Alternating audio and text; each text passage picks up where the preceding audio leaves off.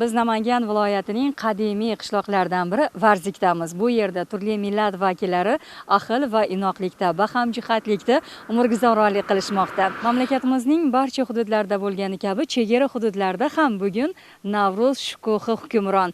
Biz birgalikda bayram tantanasiga guvoh bo'lamiz. Vatan tinchligi har bir millat vakili uchun beqiyos boylik. O'zbekistonda turli millat vakillarining ahilligi ijtimoiy barqarorlik va iqtisodiy taraqqiyotga hissa qo'shadi. Chust tumani Varzik qishlog'ining madaniyat markazida do'stlik va hamjihatlik ulug'langan yurt shiori ostida katta bayram tantanasi bo'lib o'tdi. Unda Qal'ai Payon, Bolo, Pilol, Maydon va Yangichak mahallalari aholisi vakillari bir joyga jam bo'lishdi. Qirg'iziston bilan chegaradosh hududda azaldan totuvlik va o'zaro hurmat tamoyillari ustuvor. Tojik, qirg'iz va o'zbek xalqlari o'rtasidagi qarindoshlik rishtalari bugun yana bir bor bo'y ko'rsatdi. Ushbu bayram haqiqiy shodiyonaga aylandi. Tadbirda kuy qo'shiqlar yangradi.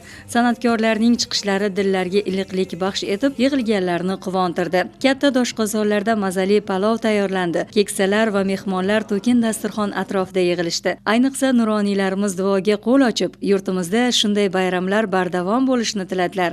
Rizqinboy ota Mirza Ahmedovning millati tojik 83-bahorlarni qarshi olyaptilarki, shu makonda yashayotganliklaridan mamnun, qalblari shukronalikka to'lgan. Mana bugun mana shunaqa qishlog'imizda bo'layotgan chiroyli bayram, Navro'z bayrami.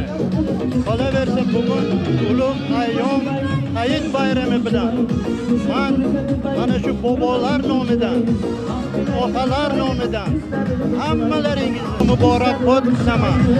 Men Yangichak mahallasini olsam, ko'chalarimizni obod bo'lishi, asfalt bilan qoplanishi, qolaversa mana suv bilan ta'minlash ishlarini juda katta amalga oshirildi. Mahallada ham o'zbeklar, ham tojiklar juda chiroyli inoq yashaymiz. Shuningdek, mahalliy hunarmandlar o'z ijod namunalarining ko'rgazmasini tashkil etishdi. Kashta va zardo'zlik asarlari tadbirning yanada fayzli o'tishini ta'minladi. Navro'z bayramining shoh taomi bo'lgan sumalak tayyorlash jarayonlari ham qizg'in suhbatlarga boy tarzda tashkil etildi. Keksayu yoshlar uchun ko'tarinki kayfiyat ulashdi. Xalq laparlari har bir millat vakili uchun ham qadrli ekanligi namoyon bo'ldi. Mamlakatimiz bo'ylab o'tkazilayotgan mana shunday tadbirlar odamlarning kayfiyatida, ularni yuz ko'zlarida ufurib turibdi. Bu qishloqda nafaqat tojiklar, balki o'zbek millatiga mansub qirg'izlar, qozoqlar hamkorligida bir chiroyli umrguzaronlik qilishyapti va eng asosiysi bu narsani bir e'tirof etishim kerak. Bu yerda hech kimni millatiga qaralmaydi. Hamma birday do'st, inoq bo'lib yashashyapti. Albatta har bitta oilalarda hattoki turli millat vakillaridan kelinlar yashaydi. Bu albatta juda ham quvonarli hol. Ayniqsa Hayit bayramlarida qo'shilib ketishi, hammasi qo'shaloq bayramlarga ulanib ketdi. Jannat makon O'zbekistonimizni men shunaqa tasavvur qilaman, 365 kun bayramga yo'g'rilgan. Chunki odamlarimizda shukronalik borda, birdamligimizga, do'stligimizga ko'z tegmasin deyman. Ushbu bayram yurtdoshlarimizning birdamligini, madaniy boyliklarini va do'stlik ruhini yanada mustahkamlashga xizmat qildi. Ayniqsa 13-umumta'lim maktabida davom etgan bayram tadbirlari yoshlar uchun zavqli onlarni taqdim etdi.